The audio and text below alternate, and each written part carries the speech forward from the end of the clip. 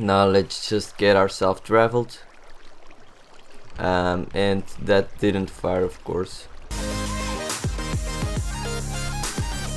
Hello everyone and welcome to another episode on the Scalverpia SMP. This is finally episode 3. I know it has been a while again, but now here we are with another episode. And as you can see, I'm here standing on the edge of the world, kind of. It's just a little frame of a mob farm. It's a new design I invented, which requires only 2 pistons for the basic design, but still has a lot of spawning spaces. And that is what we are going to build today. It's weird because actually my mob farm was the same episode as the mob farm I built on the Summitcraft server, which has been a year back, I think, or something.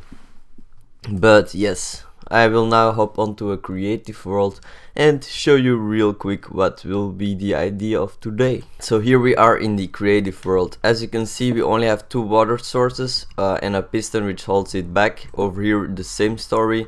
If we put that back together, we can have it dark inside. This lever holds the pistons pushed out. The water will stream from these sides into the system, and as we hop in here, we can see that the water will come down here, and down here.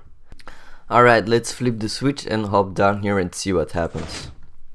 So as you can see, the water streams all come out. They go into these things and they also come down to the next floor, and it goes on and on because we now fall into the next platform which has already water in it, and you can also see a mob in there. And yes, in this way we get tunneled down all the way, and if mobs spawn they will get flushed out. The way this works is the water streams from on top here are going through the system, and they use these little tunnels to go to the next platform. And as you can see, now it's all draining out again. So now this allows mobs to spawn again. And the cool thing about this is that it always resets the water stream length, so we didn't have to keep expanding the platforms all the way, but it's always the same footprint, so that means we can make it into a tower instead of like a thing which goes like that, if you know what I mean. So that is also very convenient. But as you can hear, there is a drawback with this system. It's that the mobs can spawn into these tunnels when there is no water in it. So yeah, that is something to consider. That doesn't make it the most efficient mob farm, definitely. And also because it takes a while before all the water drains out in between intervals, that also makes it so the mobs have less time to spawn, or less spawning spaces at once.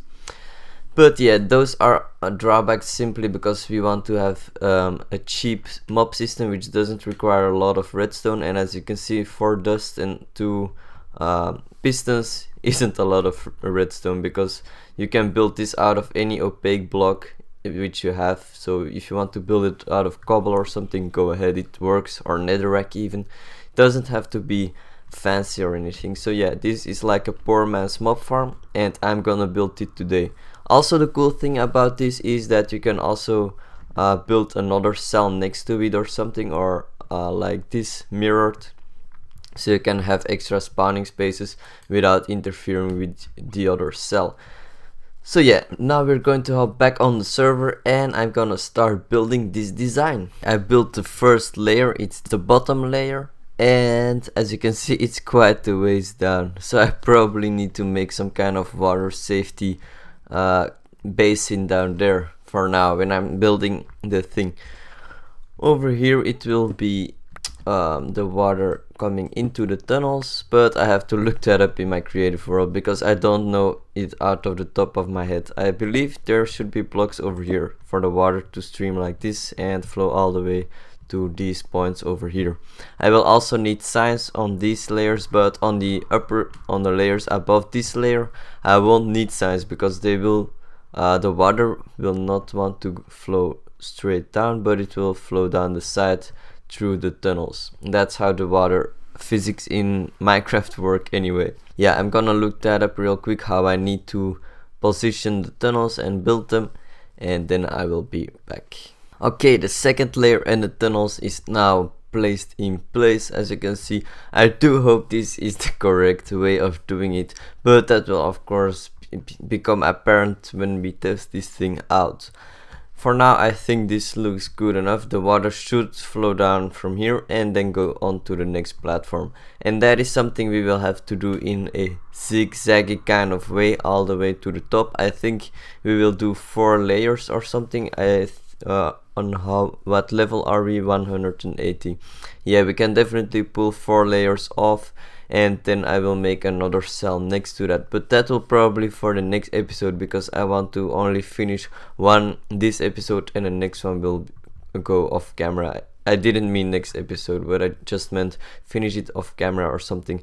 But I definitely want to get one cell working at the very least in this episode, with also a basic collection system at the bottom.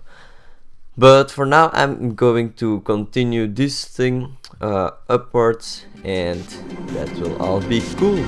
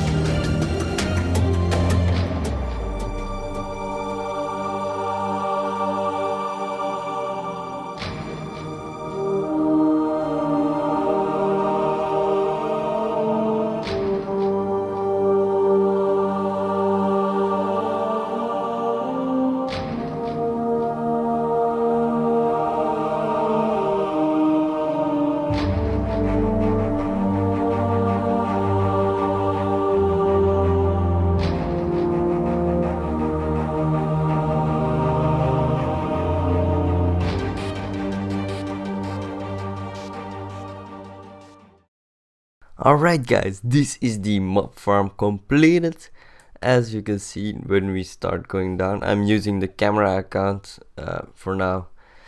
We can see the whole structure and it is pretty big, as you can see.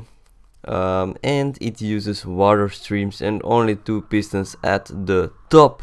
So that is pretty awesome that it is so cheap to build. As you can see now, it's completely filled in.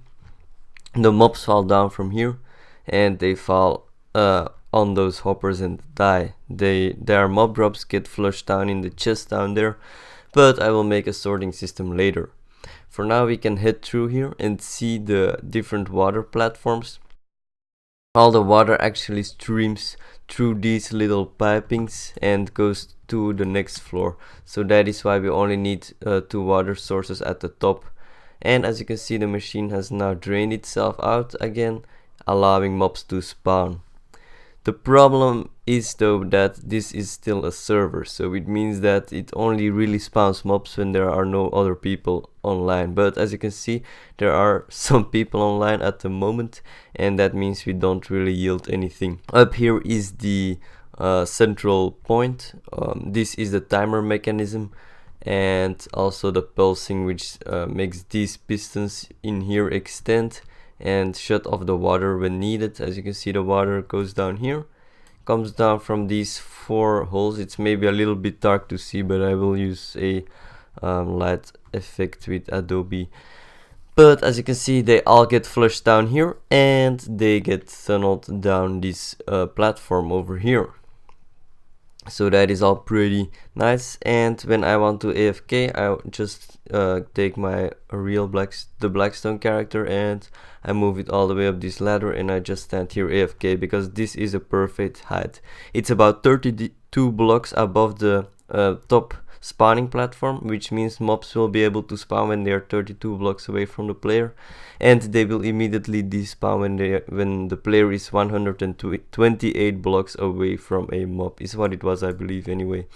But yeah, let's speed this down a little bit when we go down. But as you can see, it isn't 128 blocks tall.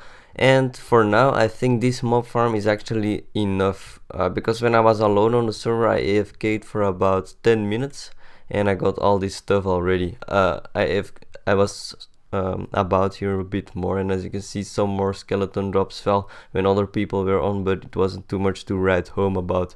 But like in the first 10 minutes when AFKing and nobody else was online, I got 20 gunpowder already. The 8 is from later on when I was just here when there were other people on the server. So I AFK'd for like half an hour to an hour when other people were on the server, but yeah, I only got these extra items, like 8 extra gunpowder and stuff. So that is not really what we're aiming for then, because we can't really do anything about it. As long as people in other areas are spawning mobs, it means that yeah, I was getting distracted by the rapid moon movement. Somebody's sleeping apparently.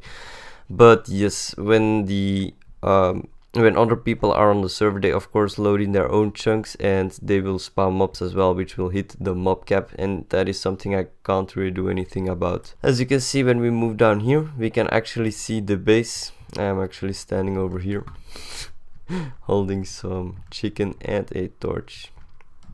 But I have actually dug out the whole place, as you can see, or most of it anyway, because I want to start doing the interior decorating, and that is why we need a lot of space, and I have started digging out everything. I want to have everything at least 3 blocks tall, but I also need to dig out this layer and this layer because I need to lay floors and a roof material, of course. So that is still a lot of work to be done over here. But I want to have a lot of walls actually separating different types of rooms, and that is all going to look really nice, I hope, in the future. And yes, we can also quickly move down here while we are spectator. That's pretty easy actually to navigate this stairway to my nether portal. I will actually have some different types of floors, I think, for different types of farms, maybe automatic farms, that is. I also made a brewing system over here. As you can see, I can brew some potions from here. I loaded it with water bottles, and the materials for brewing actually go in that hopper. But for now I don't have a fancy system yet, but I will definitely set one up in the future. I actually brewed those potions in advance of fighting the dragon, which has actually already been done, but that will be for the next episode. Today's episode was dedicated to the mob farm. Next episode will have some clips included of our fighting of the enter dragon, which was pretty fun. It also reminded me of the first SMP I was ever on, the Trivial SMP. So yeah, that was all in good fun. Actually, some members of that SMP joined in to fight iDubbbz and Jim from way back in the day. So that was really nice to have them again. And yeah, the dragon fight was really fun, but you will see that in the next episode. For now, as you can see, I actually completed the whole thing already. I was thinking about doing progress updates, but it's already been such a long time since I last recorded, and I really want to get this episode out because it's been a real while. I guess I can explain how this system works right now before we end the episode. So this is just a simple hopper timer. I have a tutorial on for this on my channel. It uses no pistons, and it is silent because it uses no pistons or dispensers. But yeah, basically it's just the same principle as any hopper timer. We get an output sometimes, and sometimes we don't get an output. Right now we are getting an output that is actually shutting off the pistons, which means it's all dry in here. And actually skeletons have spawned, which is pretty cool. Let's see if some more mobs have spawned. No, looks like we don't have mobs spawning over here as well, because I think the light level here is also a bit too high, probably. Yeah, because we still get a lot of skylight. So I think I need to make an extra tunnel which goes down here with opaque blocks. But yeah, as you can see, they are actually getting flushed out now, the skeletons. You can see the water stream in action, so let's just watch that for a bit. They just fall down, and that actually despawn because we're not really a person which can load them in. But yeah, one will fall and die. So yeah, we collected their items, so now you could see how the draining system worked. So every platform gets drained one by one, and then the top platform will start shutting down. As you can see, it will start draining out, and the other platforms will drain out as well. So yeah, when the redstone signal over here lights up, the pistons are extended, which means the water streams are actually held in place, and that means that all the platforms will dry out. Whenever the timer switches back, this torch will switch off, but we have actually a pulse extender over here, which means that it will stay drained longer, the farm, instead of being watered, if you know what I mean. So the mobs have a longer time to spawn, and the water has a shorter time to actually flush through the thing. But actually I find that it still takes way too long for the water to be in the farm, which takes away precious spawning time, because as you can see, it's on here and it should already be starting to go away by now, but it stays in way longer. And that is something I really want to improve in the future, to also improve our spawning rates. I think I will just make a pulse extender somewhere in the system, instead of having this rudimentary extender like this, which doesn't really extend the pulse for that long anyway. But I can also shut the farm off by using this override switch over here. But yeah, as you can see right now, this whole thing is shut off and the water gets now cut out because it's turned on again. But yeah, basically when this torch turns out, this thing takes a longer while to shut off, which means that the redstone signal will stay on longer than it will be shut off. Anyways guys, that will be it for this episode. I hope you liked this episode. If you did, please make sure to hit that like button and also subscribe, and I hope to see you guys all in the next episode, where we will be fighting the Ender Dragon, or actually it's already dead, but I will show you the clips and do some other cool stuff. This was Blackstone, and bye bye.